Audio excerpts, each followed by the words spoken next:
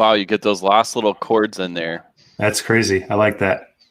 Nice. All right. Let's figure out how to get that to stop. I don't know. All good. Got the little on-air button. Looks like we're live. I like it. We're live. Officially official. So I guess welcome to our inaugural episode 1, season 1 of the Triden Group, kind of video podcast here. It should be exciting. So Derek Pocaroba here, CTO and co-founder for Triden Group, and with me I have a couple of coworkers, awesome friends, awesome engineers. I got Brian Gibbs. I don't know if Brian, you want to just do a little introduction on yourself? Hey everyone. Yep, I'm Brian Gibbs. Excited to be here with us today in this discussion.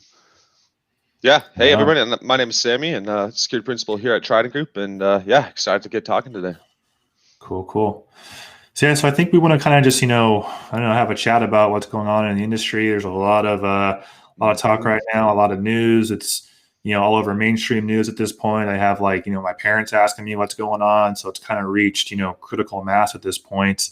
I think we're all aware of the whole Solarwinds, FireEye, kind of what's going on, and I guess maybe from my opinion to start, this one's very interesting because we're kind of dubbing this as, yes, it's a cybersecurity attack, but also it's really a supply chain attack, right? And we haven't really seen one of these in really almost ever to this level of sophistication so far, and kind of what we're seeing in the industry, and why this is so dangerous, and what we're going to be finding out, and timeline of events and things like that. So I mean, I don't know, Brian or Sammy, do you want to kind of maybe give your opinion on what's going on, and what your kind of thoughts are on some of this?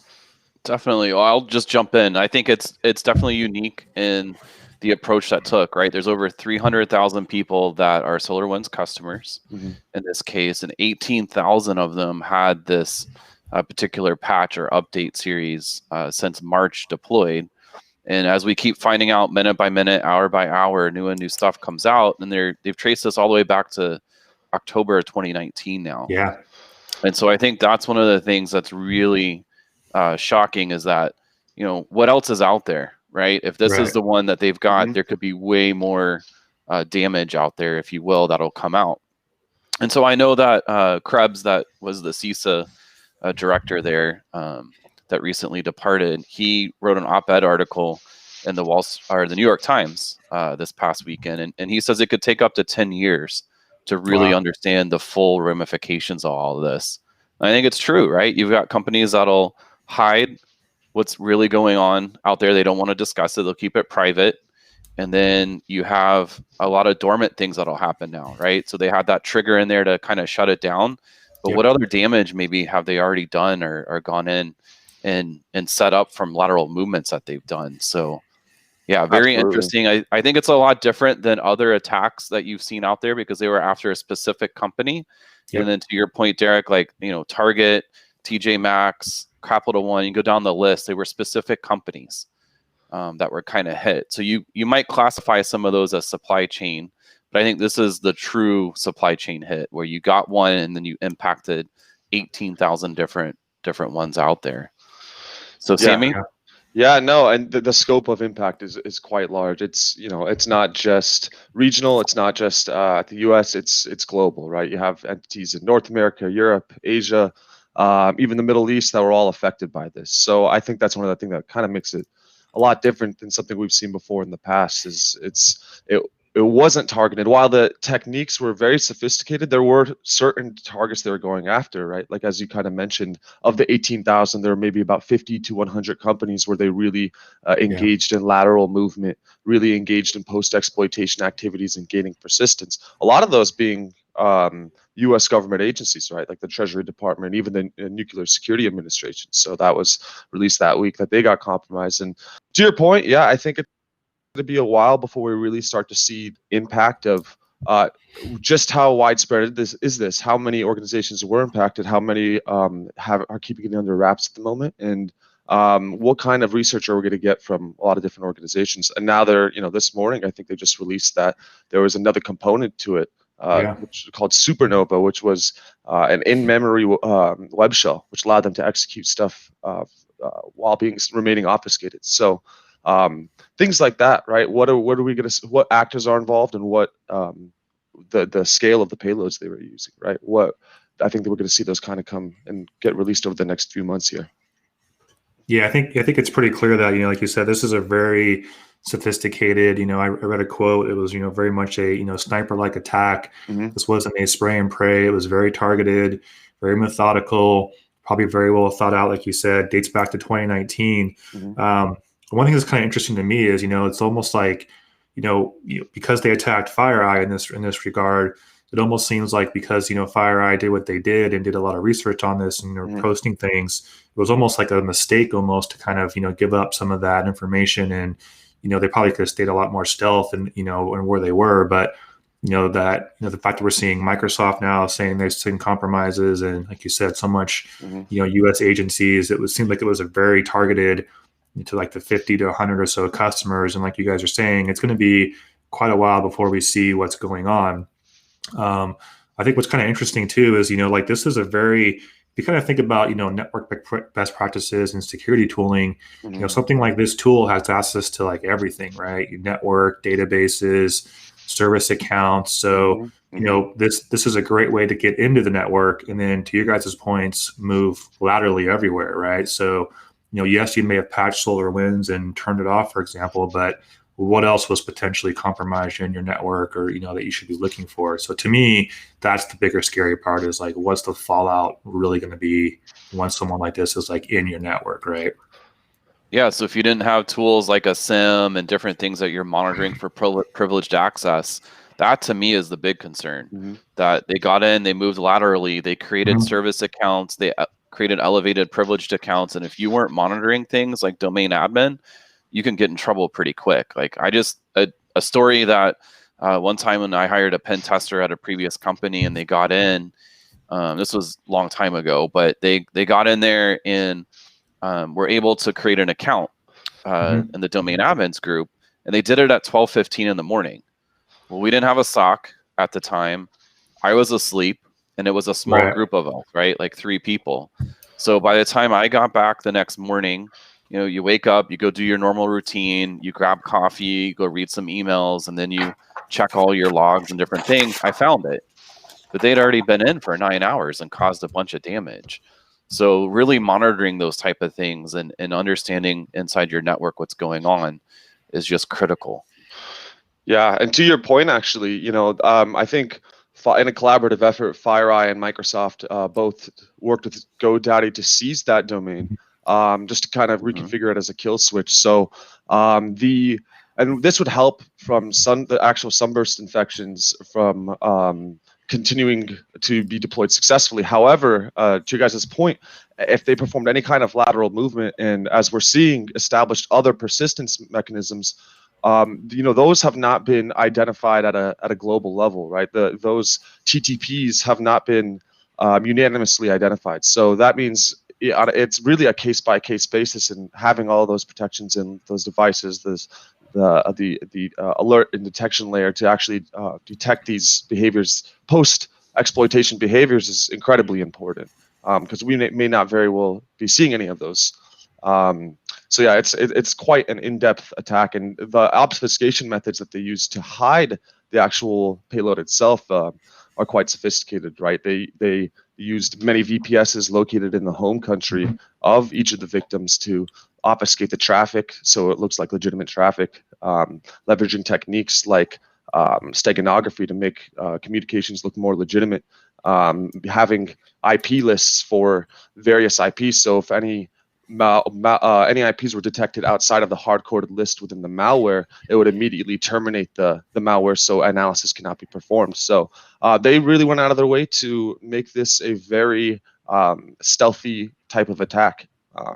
They were writing in that or Orion update language, right? Trying to hide all that code inside of it. It was very impressive what they were able to pull off at the end of the day.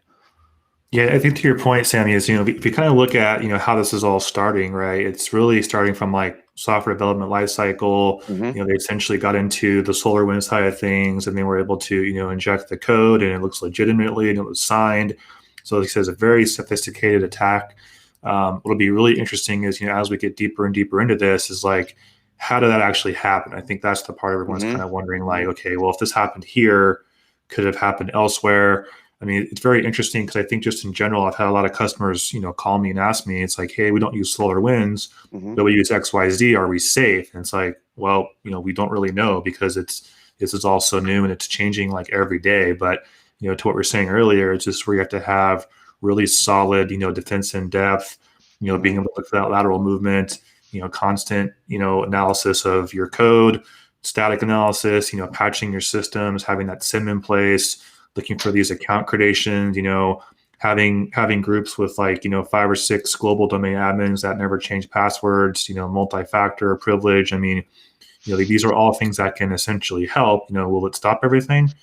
No, but it'll at least, potentially slow down things. I think a big one we're going to see too, I was reading part of this too, is, how segmented is your network, right? I mean, some of these places have things wide open, essentially. So if you can get into one zone or VLAN or subnet, you can access everything. And this kind of goes back to that, defense in depth, best practices around security. So I think this kind of really opens up a lot of people's eyes. And, I'm having board level conversations with customers and, very technical level conversations. So it's very interesting that, this is now like, top line news, I think. And it was even on like the local news channel a couple nights ago. So it's kind of reached real critical mainstream here.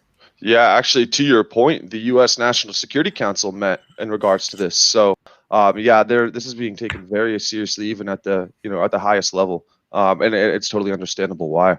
And to your point, having that emphasis on those internal controls, I think is a huge lesson in all of this. Even if you had avoided that, even if you were compromised, making sure that you have those detection mechanisms in place could have really minimized that impact. So, you bring up a lot of good points there, Derek. It just goes back to the cybersecurity basics, really, at the end of the day, right? So not just this attack, but anybody else that gets into your network would use very similar things. It's not like what they did was unique once they were in your network, right? How they got there, that's the unique part. But once they were inside, it's all textbook, exactly how they followed down. Try to stay obscure, use local IPs in that environment, encrypt, VPN that traffic, all the things that they did was exactly textbook of lateral movement across the environment and trying to stay underneath the radar, because that's ultimately how they were successful, is they stayed underneath that radar.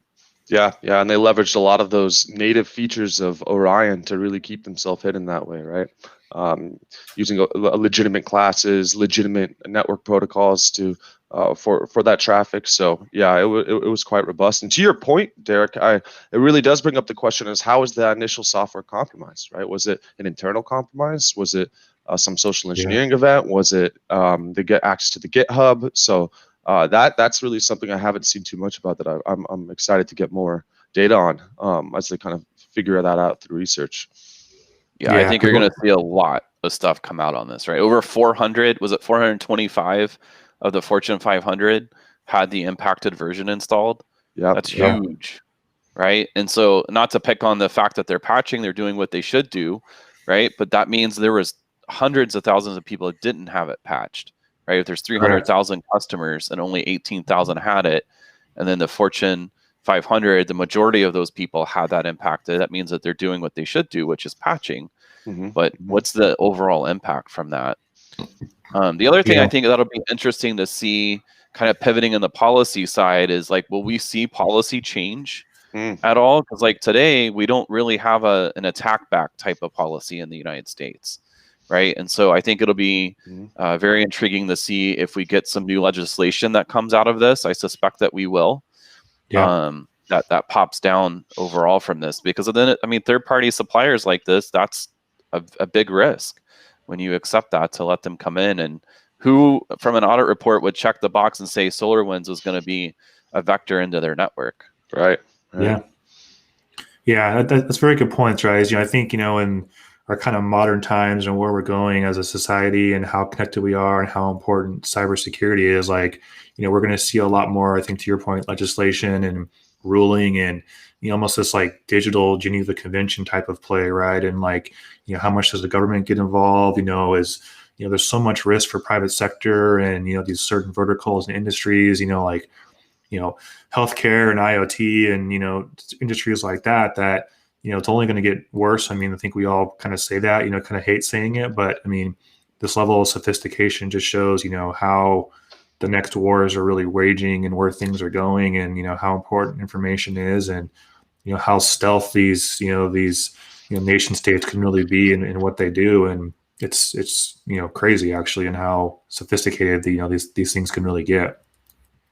Yeah, especially with who they're who they're predicting is kind of behind the attack, right? There's a lot of evidence that points to I think it was APT-29 or Cozy Bear. Nothing definite, but to your point, having legislature that addresses these foreign nation states, or at least actions that we can take when compromised, is I think is an important next step here.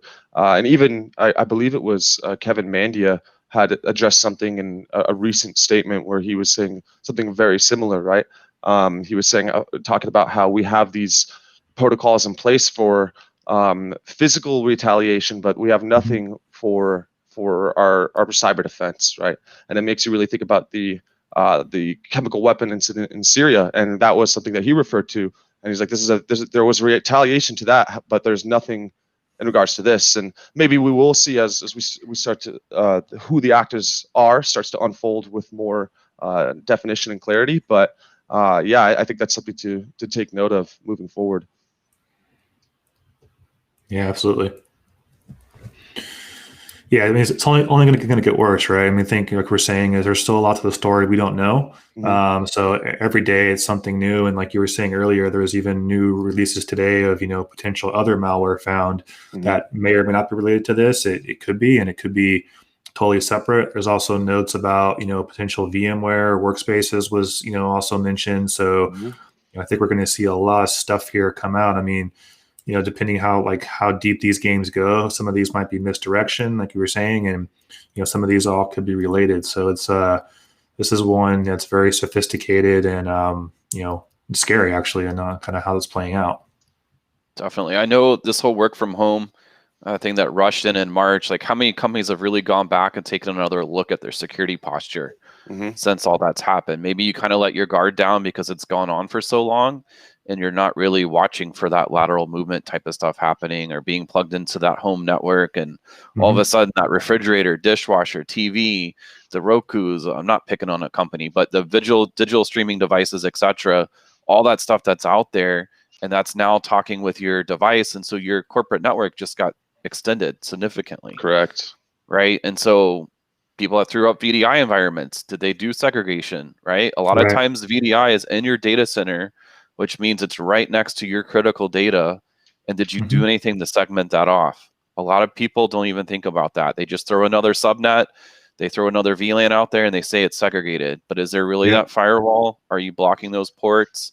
Did you open up remote desktop RDP protocol on the outside just to make it easy for people to be able to remote in? Like, those are all the things I think people, back to the basics, if you will, need to go back and just do another little assessment and look at overall. And that's actually why Solarwinds, I think, was such a good, target, for lack of a better term, is because, like in these monitoring tools, it's usually like, I got to open this port up. I just open up any. I mean, people kind of get sloppy with that. And, that thing has access to everywhere, right? And that's the whole point of it. So, it's kind of like once you're in that type of tool and you can move laterally and horizontally wherever, and then start creating all these other back doors, that's where it gets really, really, sophisticated and scary actually, right? So. Yeah, especially when you're using these stealth techniques that they have been using, and to the point that we were saying earlier, they had a lot of time to develop these this code. I mean, you said it, but I think it was back in October that they started kind of putting in innocuous code into there just to see if it would get noticed. That gave them how many months is that between October and March that they got to really develop code that was very evasive, right? And as a result, if you don't have your internal queries and your internal blue team aware of those types of procedures, they're going to be able to move through your network like with no problem. And so I think FireEye, Microsoft, and the NSA have all kind of released procedures and steps to remediate these and to mitigate the threat. Obviously, probably the main one being either roll back the system to the SolarWinds to a version that wasn't affected, or patch the system.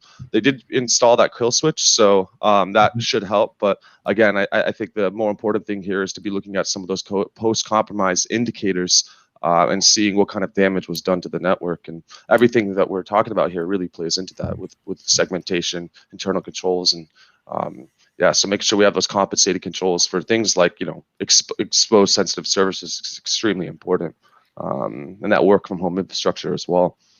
So yeah, it's another reason not to have internet on servers if it's not needed, right? If you have that stuff shut off, then they can't set up that CNC device, right? So I think that's another case in point, back to some basics type of thing. Like, you shouldn't even have internet on those servers. And then, I get it sometimes that certain devices need to be able to do a license check or whatever across the internet, but there's mitigating steps, right? You can do a whitelist on it and just allow those specific IP addresses to go out and do their license check type of thing. But there's really nowadays no reason to have full internet open on any server. It should be restricted to the what's needed, right? Approach. Yeah, I think a lot of this too is kind of coming back to a lot of times, like, cybersecurity professionals, they're already kind of overworked as it is, and they're it's a very in-demand skill set, and a lot of companies are kind of understaffed with that, right? So I think for a lot of the time, it's they probably want to do these things, but for whatever reason with business and trying to make money, they necessarily can't always do that. But to your point, I think we're going to see a lot of this back to basics types play and segmentation and watching for account creations, like to your point, like, hey, how many accounts were created in this November December timeframe of right. Hey, there's a new domain admin, no one knew about it, we're not checking it. These are all great ways for creating backdoors and accessing other email accounts, and like you said, with Microsoft being involved, hooking into ADs and database access and just network access. Like a good example might be, okay, well, if I have SolarWinds access and I can access a core router or core switch on the internet, I can create my own backdoors there and just let myself right through the firewall, right? So there's a lot of really stealthy techniques here that are kind of coming into play that we're going to really see pop up. Exactly. And I know that goes back to a lot of two-factor. A lot of people won't do it on their admin accounts because it's too complicated, right? They'll think, oh, well, we'll just do it on our regular user accounts because we don't allow you to come in through our admin account through the network, right? You got to get on the VPN with that. But then, case in point, you don't set that stuff up, you have issues. And I know it's not perfect, right? Duo's had some of their problems recently where you could kind of pass the hash a little bit or take the cache and reuse it. But, at the end of the day, it makes it that much more. They have to think about all those extra steps. And if you can slow them down, then you have a better chance of detecting them and getting it stopped, right? Yeah, like you said, you're probably not going to be able to stop everything, but you can make it much harder for people or bad actors to kind of move around and gain access, so to speak. Yeah, I think security through obscurity is often underrated. A lot of people won't spend the time to kind of just even go even outside of the technical controls, but just to go and obscure their environment to make sure that data is segmented as it should be, and to make sure that you have things in place like honeypots. That way you can detect actors that are moving through the network and entice them to go to someone that's heavily monitored and detected, so you can improve upon your detection techniques. So there's a lot of learning experience from here, I think, actually, because with what's coming out with FireEye's team, I think that remediation is going to be starting to become industry standard, and I think we'll start to see those queries leveraged. And if you're not leveraging those in your environments, I think you're really opening yourself up to quite a big threat there. So, yeah, absolutely. Definitely. Well, there's a lot to go into 2021, that's for sure, right? We're leaving this definitely on a very high note on all these attacks and things that we'll see that'll fall out from this moving forward. Yeah, for sure. More to come. I mean, like you said, like every day, there's some new piece of news or new bit of information that makes this very interesting and how it's going to play out. And I think everyone's kind of in the industry, if you will, is really kind of glued to this and how far is the government going to get involved? I mean, because this is like one of the quotes was like it's a national security risk at this point, and depending how deep these things go, and it's a very, very, very wild time. That's for sure. Exactly. Yeah, should be set to shake up the industry for the next few years here, and I'm sure stuff is going to keep coming out by the day. Yeah, I know. I saw a post the other day on Reddit about there's all these cybersecurity tools out there. Why is it still broken, if you will, right? Billions of dollars of stuff in the industry, and I think that's the big thing is cybersecurity is broken right now as the big picture, and it's our job to help demystify that as much as possible. Yeah. I mean, to your point, man. I mean, it's just look at FireEye. I mean, they're Mandiant being a part of FireEye. They're the industry leaders in managed detection and response, and they were compromised, right? So the techniques they used in this, nobody was aware of, right? These are all 0-day techniques for the most part, and that it wasn't even FireEye's infrastructure. It was SolarWinds infrastructure. So it just goes to show that their security. It's not a matter of if, it's when. And managing your entire vendor ecosystem is a daunting task for any organization, let alone as one as big as FireEye or Mandiant. So I think there's a lesson in that it doesn't really matter how mature your infrastructure is. It's only a matter of time till you get compromised, and it's about really what are your how do you react? How does your organization react, and how mature is your program to be able to mitigate the damage from that? Exactly. I really do feel for all of those though that are going through all that, right? Like FireEye, the spotlight was on them pretty heavy, and then it shifted over to Solarwinds and all of that. So, we're like one large extended family at the end of the day from a cybersecurity standpoint. So definitely feel for them going through all that right now, because it's not it, but when, like you said, and so it's just till the next person type of thing gets hit. Yeah, I think what's interesting about this one, like you're saying, is this was a very targeted attack, and how they approached it, and kind of going after FireEye because the research they did, and were able to kind of publish this. I think it was really great for the industry that they were thinking, hey, I'm under the spotlight, but then they really kind of opened up and shared a lot of things about the attack and information as it comes out, which I think is great. What's also going to be, I think, interesting is the maturity of where customers are at and some of their cybersecurity life cycles. I think we're going to see a lot more emphasis now on like vendor risk, third-party risk, supply chain risk. Because of this, it's going to really open up a whole new, flood of what the board's going to want to look at from an executive standpoint. How are you controlling your vendors? Who are your vendors? Like, for these large companies that deal with thousands and thousands of vendors, they're going to have to kind of, I think, do a lot of research and deep diving into like who they're actually working with, right? So it's going to make it tougher, but I think it's actually really warranted here. Yeah, I'd have to agree. Okay, cool. Well, thank you guys for coming together today to talk about this topic. I know that it's definitely a hot one right now. We wanted to get something out and kind of go through this with anybody. If anybody wants to reach out, feel free to ping any one of us through all of our different social media channels, or shoot us emails, or contact us through the Triden group here. I think it would be good to continue that conversation if there's anything else that anybody needs. Yep. Absolutely. Right, thank you, gentlemen. All right. Have a great holiday. See ya. Bye.